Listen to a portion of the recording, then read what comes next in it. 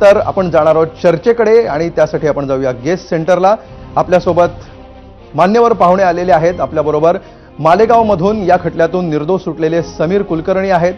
त्याचबरोबर राष्ट्रवादी काँग्रेस शरद पवार पक्षाचे प्रवक्ते शिवानंद भानुसे आहेत।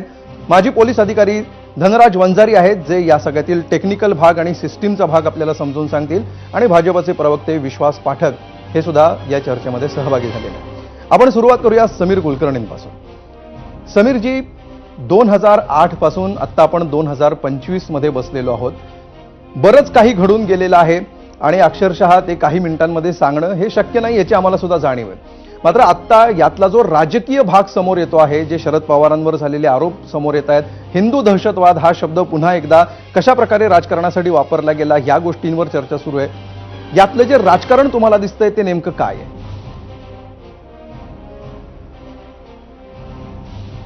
नमस्कार। ही वस्तुस्थिती आहे की 2008 रोजी महाराष्ट्रामध्ये आणि केंद्रामध्ये यूपीए गव्हर्नमेंटचं राज्य होतं।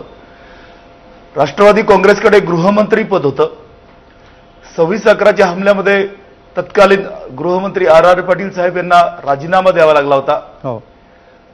आणि गुन्हा घडलाय, आरोपीला पकडा, दोषारोपपत्र दाखल करा आणि त्याला शिक्षा द्या।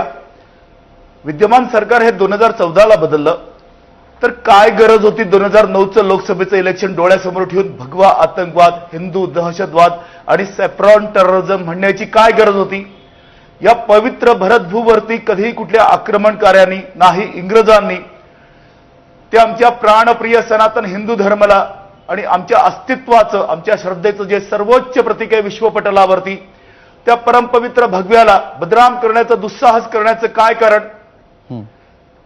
26/11चा खटला निकाला, परंतु मालेगाव विस्फोट 2006 आणि 2008 हे खटले निकाली काढण्यासाठी यांना कुठली यांची ही राजनीतिक मजबुरी होती आज तागत मला माहिती नाही।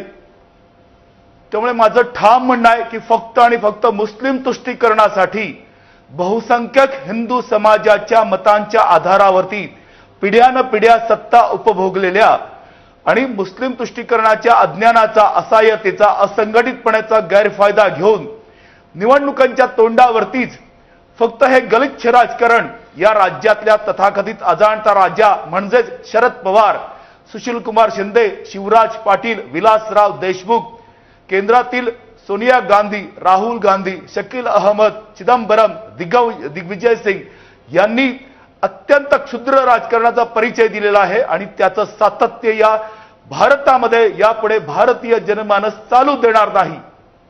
खरंय, कशा प्रकारे हे राजकारण केलं आणि तुम्ही नावांसह स्पष्टपणे तुमचे अनुभव सांगितलेले आहेत। राष्ट्रवादी काँग्रेसचे शिवानंद भानुसे आपल्या सोबत आहेत। भानुसेजी, ज्या प्रकारे थेट शरद पवारांचं नाव घेतलेलं आहे आणि रेफरन्स देऊन या निवेदनात